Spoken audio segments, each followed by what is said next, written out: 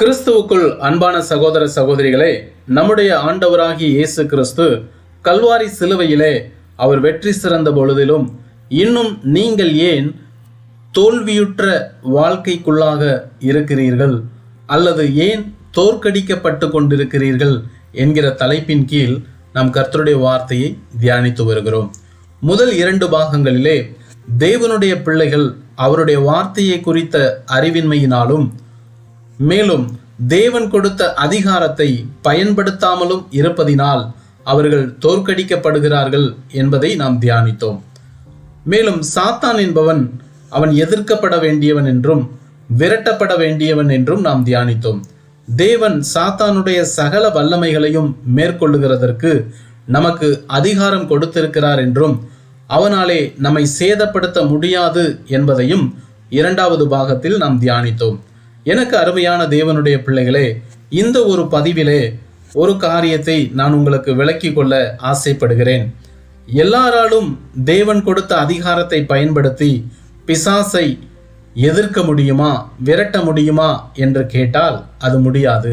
காரணம், கிறிஸ்தவன் என்று பெயரளவில் மட்டும் இருந்து பரிசுத்தம் இல்லாமல் ஜீவிக்கிறவர்கள், மாம்சத்தில் ஜீவிக்கிறவர்கள், தேவனுக்கு கீழ்ப்படியாமல் இருக்கிறவர்களால் பிசாசை மேற்கொள்ளவே முடியாது. மாறாக பிசாசு அவர்களை மேற்கொள்ளும். இதன் காரணமாகத்தான் இன்றைக்கு அநேகர் தோற்கடிக்கப்பட்டு கொண்டிருக்கிறார்கள். வசனம் சத்தியமாக இருந்த போதிலும் கூட அந்த வசனத்திற்கு கீழ்ப்படியாமல் வாழ்கிற வாழ்க்கை முறை பிசாசு உங்களை மேற்கொள்ளுகிறதற்கு ஏதுவாகும். இதைத்தான் நாம் அப்போஸ்தலருடைய புஸ்தகத்திலே நாம் வாசிக்கிறோம். தேசாந்திரிகளாய் திரிந்த சில மந்திரவாதிகள் பவுல் இயேசு கிறிஸ்துவின் நாமத்தில் அற்புதங்களையும் அடையாளங்களையும் செய்கிறதை காண்கிறார்கள், பிசாசுகளை விரட்டுகிறதை காண்கிறார்கள்.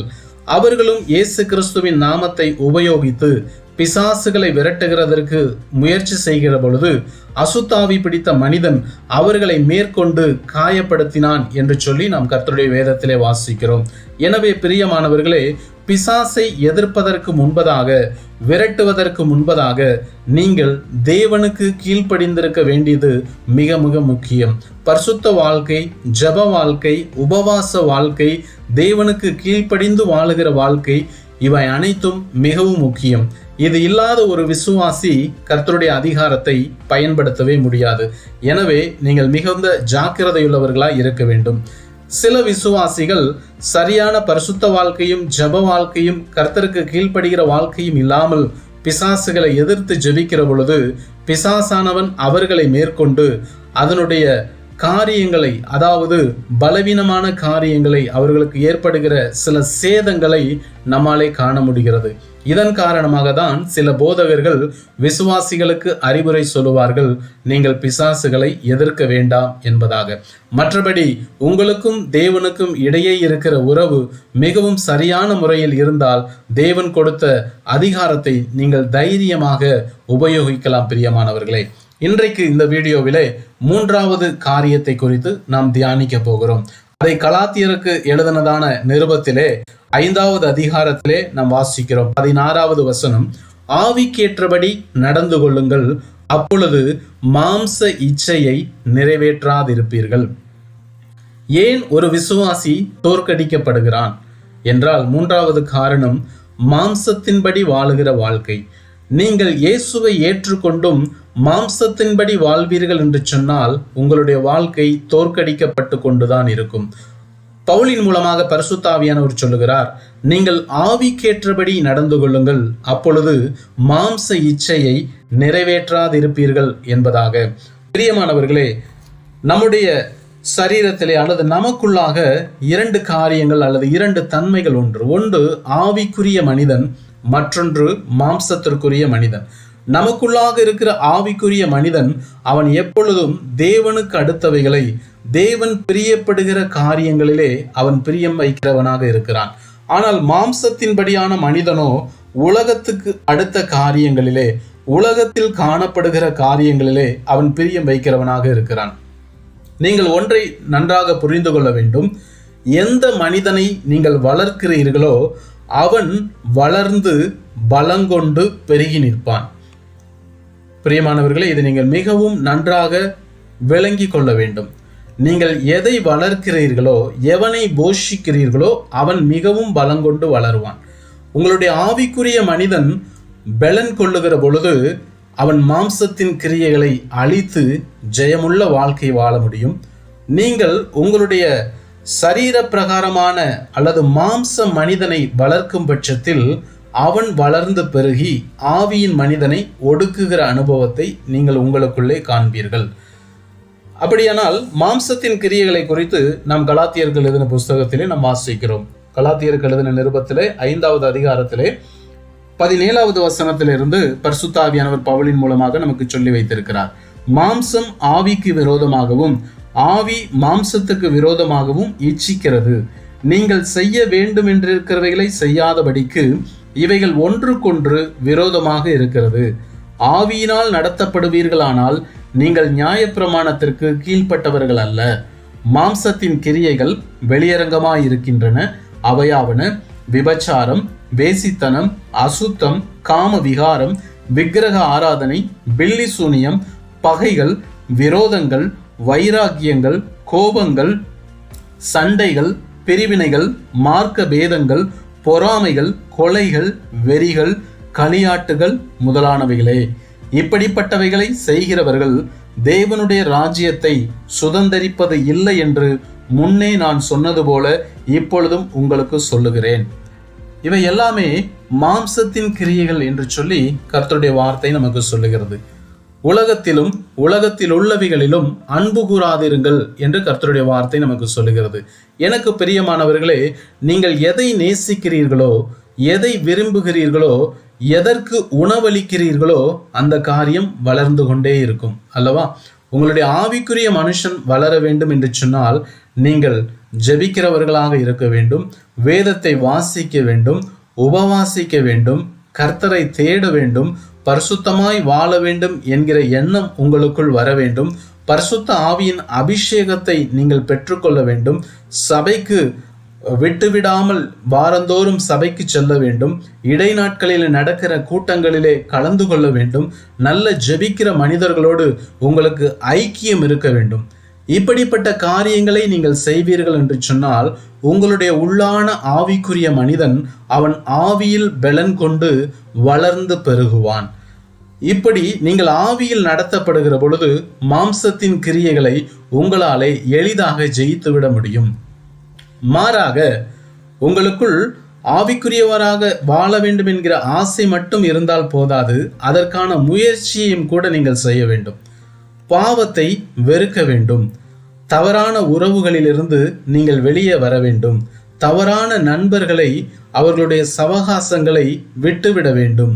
தேவன் விரும்பாத இடங்களுக்கு நீங்கள் போகக்கூடாது. பாவத்திலே சோதிக்கப்படுகிற எந்த இடத்தையும் நீங்கள் நிராகரிக்க வேண்டும். சோதனைகளை உண்டு பண்ணக்கூடிய எந்த மனிதனையோ பொருளையோ நீங்கள் நிராகரிக்க கற்றுக்கொள்ள வேண்டும். இவைகளை நீங்கள் தான் செய்ய வேண்டும். இவைகளுக்காக ஜெபம் மட்டும் போதாது, நீங்கள் முயற்சி செய்ய வேண்டும். Praise the Lord. இன்றைக்கு அநேகருடைய நிலைமை என்ன? பாவத்தோடு ஏன் போராடி கொண்டிருக்கிற வாழ்க்கை என்று சொன்னால், அவர்கள் பாவத்தை நேசிக்கிறதினாலே, விட வேண்டிய காரியங்களை விட்டு விடாமல் இருக்கிறதினாலே, போகக்கூடாத இடங்களுக்கு போகிறபடியினாலே அவர்கள் சோதனைகளிலே சிக்கிக் கொள்ளுகிறார்கள். எனவே மாம்சத்தின் கிரியைகளாகிய இந்த பாவ பழக்க வழக்கங்களை நாம் வெறுத்து ஒதுக்க வேண்டும். பரிசுத்த ஆவியானவர், அவருடைய நீதி, அவருடைய சத்தியம் நம்மை வழிநடத்தும்படிக்கு நம்மை ஒப்பு கொடுக்க வேண்டும். அதுதான் ஆவியின்படி நாம் நடக்கிறதான ஒரு அனுபவம். அப்போ உங்களுக்குள்ள இருக்கிற ஆவியின் மனிதன் வளரும்படியாக நீங்கள் அவனுக்கு உணவளிக்கிற பொழுது உங்கள் ஆவிக்குரிய மனிதன் பலன் கொண்டு அவன் வளருவான். அவன் புஷ்டியும் கொழுமையுமாய் வளருவான்.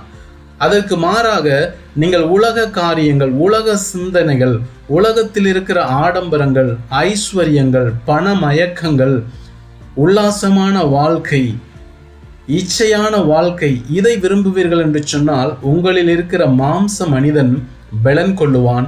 அப்பொழுது தோற்கடிக்கப்பட்ட ஒரு வாழ்க்கை வாழ வேண்டிய கட்டாயத்திற்குள்ளாக்கப்படுவீர்கள். எனவே இன்றைக்கு ஒரு தீர்மானம் எடுங்கள். ஆவியின்படி நடப்பதற்கு உங்களை ஒப்பு கொடுங்கள். பரிசுத்தவான்களோடு ஐக்கியத்தை ஏற்படுத்தி கொள்ளுங்கள். ஜெபிக்கிற நல்ல ஊழியர்களோடு ஐக்கியத்தை ஏற்படுத்தி கொள்ளுங்கள். பரிசுத்த ஆவியானவரோடு ஐக்கியத்தை ஏற்படுத்தி கொள்ளுங்கள். இப்படி செய்து ஜெபித்து உபவாசித்து ஆவியின்படி நடப்பதற்கு நீங்கள் உங்களை ஒப்பு கொடுக்கும் பொழுது கட்டாயமாக நீங்கள் ஜெயமுள்ள கிறிஸ்தவ வாழ்க்கையை வாழ முடியும். இயேசு கிறிஸ்து உலகத்தையும் மாம்சத்தையும் பிசாசத்தையும் ஜெயித்தது போல நீங்களும் உலகத்தையும் மாம்சத்தையும் பிசாசையும் ஜெயிப்பீர்கள். உங்களாலே முடியும் பிரியமானவர்களே. விசுவாசிக்கிறவனுக்கு எல்லாம் கூடும் என்று சொல்லி கர்த்தருடைய வார்த்தை சொல்லுகிறது. எனவே நம் மாம்சத்துக்கு இடம் கொடாமல் மாம்சத்தின் கிரியைகள் தினந்தோறும் சிலுவையில் அறையப்படும்படிக்கு நம்மை ஒப்பு கொடுப்போம். ஒருவேளை நீங்கள் நினைக்கலாம், நான் மாம்சத்தின்படி சிந்திக்க கூடாது என்று நினைக்கிறேன், ஆனால் அந்த நினைவுகள் வருகிறது. ஆம், அது எதை வலியுறுத்துகிறது என்றால் நீங்கள் இன்னும் மனிதர்கள் என்பதை காட்டுகிறது. உடனே நீங்கள் என்ன செய்யுங்கள், உங்கள் சிந்தனையில் தவறான சிந்தனை வரும் பொழுது அல்லது தேவனுக்கு பிரியமில்லாத ஏதோ ஒரு நினைவு எண்ணம் உங்கள் சிந்தனைகளில் வருகிற பொழுது விசேஷமாக நீங்கள் ஒரு ஜெப நேரத்திற்காக காத்திருக்க தேவையில்லை. அப்பொழுதே உங்கள் மனதிலே நீங்கள் ஜெபித்து இயேசு கிறிஸ்துவின் நாமத்தினாலே இந்த சிந்தனையை சிறைப்பிடிக்கிறேன், சிலுவையில் அடிக்கிறேன் என்று சொல்லி பாருங்கள். அப்பொழுதே உங்களுக்கு வெற்றியை பரிசுத்த ஆவியானவர் கொடுப்பார். பிரியமானவர்களே, இயேசு கிறிஸ்துவின் இரத்தம் பாவங்களை மன்னிப்பது மட்டுமல்ல, பாவத்தை ஜெயிப்பதற்கும் உங்களுக்கு வல்லமையை கொடுத்திருக்கிறது. எனவே தைரியமாக நீங்கள் ஜெபியுங்கள், தைரியமாக நீங்கள் ஜெபியுங்கள். அவ்வப்போதே எப்பொழுதெல்லாம் உங்கள் சிந்தனைகளிலே பாவங்கள் உண்டாகிறதோ, தேவனுக்கு பிரியமில்லாத எண்ணங்கள் தோன்றுகிறதோ, அப்பொழுதே அதை அறிக்கையிட்டு மனம் திரும்பி சிலுவையிலே அறையுங்கள். இதைத்தான் பவுல் சொல்லும்பொழுது சொல்கிறார், நான் அனுதினமும் சாகிறேன். ஒரு கிறிஸ்தவன் அனுதினமும் சாகிற அனுபவம் உள்ளவனாக இருக்க வேண்டும். கிறிஸ்துவனுடையவர்கள் தங்கள் மாம்சத்தையும் அதன் ஆசை இச்சைகளையும் சிலுவையில் அறைந்திருக்கிறார்கள் என்று கர்த்தருடைய வார்த்தை சொல்லுகிறது. எனவே அவ்வப்போது எப்பொழுதெல்லாம் நீங்கள் பலவீனம் என்று உணர்கிறீர்களோ, எப்பொழுதெல்லாம் சோதிக்கப்படுகிறீர்களோ, அப்பொழுதெல்லாம் உங்கள் இருதயத்திலே ஜெபித்து தேவனுடைய கிருபையை பெற்றுக்கொண்டு மாம்சத்தின் கிரியையை அப்பொழுதே நீங்கள் சிலுவையில் அறையுங்கள். கட்டாயமாக வெற்றி உங்களுக்கானது. இயேசு கிறிஸ்துவை போல நீங்களும் ஜெயிப்பீர்கள், நித்திய ஜீவனை சுதந்தரிப்பீர்கள். கர்த்தர் தாமே இந்த வார்த்தையின்படி உங்களை ஆசீர்வதிப்பாராக. இந்த செய்தி உங்களுக்கு பிரயோஜனமாக இருக்கும் பட்சத்தில் மற்றவர்களுக்கும் பகிர்ந்து கொள்ளுங்கள். நம்முடைய சேனலை சப்ஸ்கிரைப் செய்யவில்லை என்றால் செய்து கொள்ளுங்கள். எங்கள் ஊழியங்களுக்காக ஜெபித்துக் கொள்ளுங்கள். கர்த்தர் நம் அனைவரோடும் இருந்து நம்மை ஆசீர்வதிப்பாராக. ஆமேன்.